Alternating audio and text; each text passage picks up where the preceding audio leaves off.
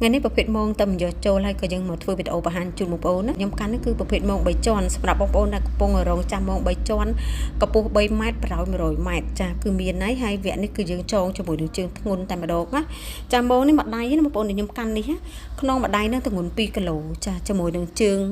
ណែជាមួយនឹងជើងកថាកឹបហើយប្រភេទជើងនេះគឺយើងប្រើអណងអំបោះចាប្រភេទនេះគឺកម្ពស់3ម៉ែត្រប្រោយ100ម៉ែត្រសម្រាប់មងហ្នឹងណាចាមងហ្នឹងកាលពីមុនក៏ខ្ញុំធ្វើដែរតែខ្ញុំធ្វើអណងជាប់ដោយសារបងប្អូនគាត់ថាតាក់ច្រើនពេកអញ្ចឹងយើងក៏កែដាក់ជាមួយនឹងអណងអំបោះតែម្ដងហើយចំពោះកំសួរស្នោក៏យើងថែមច្រើនជាងពីមុនដែរណាចា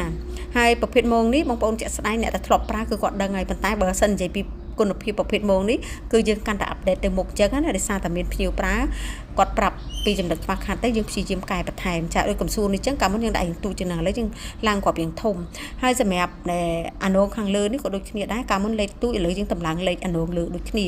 ចាដោយសារជើងខាងក្រោមហ្នឹងយើងប្រើជាមួយនឹងអាណងរបស់គីឡូវាធ្ងន់ជាងពីមុនណាមងនេះមួយដៃគឺ2គីឡូឬក៏2គីឡូលើសតិចតួចដោយដុំអញ្ចឹងណាចាប៉ុន្តែមងកាលមុនអាចជាចន្លោះ2គីឡូចុះក្រោមវាអាច2គីឡូ1គីឡូ8អញ្ចឹងណាបងប្អូនហ្នឹងហើយកម្ពស់3ម៉ែត្រប្រហែល100ម៉ែត្រដូចគ្នាតែប្រភេទមងនៅពេលដែលយើងដាក់ឲ្យភ្ញៀវប្រើប្រាស់នៅពេលដែលភ្ញៀវគាត់និយាយពីចំណុចខ្វះខាតយើងព្យាយាមកែបន្ថែមចាអញ្ចឹងនៅពេលដែលយើងឲ្យខាងជាងធ្វើគឺយើងកែច្នៃបន្ថែមអញ្ចឹងណាហើយបញ្ជាក់ថាម៉ូងនេះមិនមែនជាងខ្ញុំចងទេម៉ូងនេះគឺយើងមកពីខាងវៀតណាមតែគ្រាន់ថានៅពេលដែលមានតម្រូវការបែបណាយើងកំងច្រើនគឺយើងអាចប្រាប់គេទៅតាមហ្នឹងដើម្បីឲ្យមានការកែប្រែខ្លះអញ្ចឹងណាចំពោះម៉ូងនេះក្នុងមួយដៃតម្លៃ100,000កម្ពស់3ម៉ែត្រប្រហែល100ម៉ែត្រសម្រាប់អ្នកដែលរកម៉ូងជើងវែងម៉ូង3ជាន់ចាគឺមានហើយសម្រាប់ម៉ូងនេះមានកន្លះ3កន្លះចាមកទឹកកន្លះអមសងខាងអានេះខ្ញុំនិយាយកន្លះកដាលណាហើយប្រោយម៉ូងហ្នឹងគឺ100ម៉ែត្រចាហើយសម្រាប់កន្លះ3កន្លះចាក្រៅពីកន្លះ3កន្លះគឺយើងមាន3កន្លះកន្លះ4អញ្ចឹងណា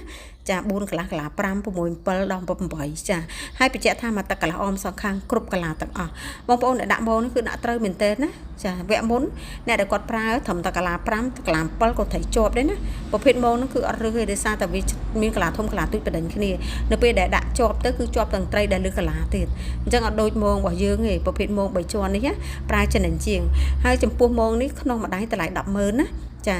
ហើយកាលមុនខ្ញុំ free សេវាដឹកជូនប៉ុន្តែឥឡូវអត់ទេដោយសារតែប្រភេទម៉ូងនេះរៀងថ្លៃជាងពីមុនអញ្ចឹងបងប្អូនអាចយកពីដៃខ្ញុំធ្វើការ free ដឹកជូនណាសម្រាប់ម៉ូងហ្នឹងណាហើយបងប្អូនដែលកំងដើមរដូវអញ្ចឹងភាគច្រើនអ្នកដែលកំងម៉ូងគឺខ្ញុំថែមថងត្រីឲ្យគ្រប់ម៉ូទាំងអស់មិនថាម៉ូចាស់ម៉ូថ្មីឲ្យតែអ្នកកំងឲ្យវ៉ាន់ចេញពីខាងខ្ញុំមិនថាប្រភេទម៉ូងប្រភេទលើប្រភេទសណាញ់អីទេចាឲ្យតែគាត់ធ្វើការកំងជួនកាលកំងតិចតួចក៏ដែរតែដោយសារគាត់កំងញឹកខ្ញុំក៏ធ្វើការថែមថងត្រីជូនគាត់ហើយសម្រាប់បងប្អូនដែលតាមដាននៅក្នុង channel YouTube នេះចាបើសិនជាគាត់ប្រវត្តិក្នុងការតាក់ទងគាត់អាចឆាតចូល page ឬ Telegram ព្រោះខ្ញុំនឹងចាំតបភ្ញៀវហ្នឹងតែគាត់កុំតែលេខភាគច្រើនខ្ញុំអត់សូវលេខទេអត់សូវលើកទេកុំឲ្យមានការខកខានជាមួយគាត់អញ្ចឹងមានការឆាតទៅ page ឬ Telegram តែម្ដងណា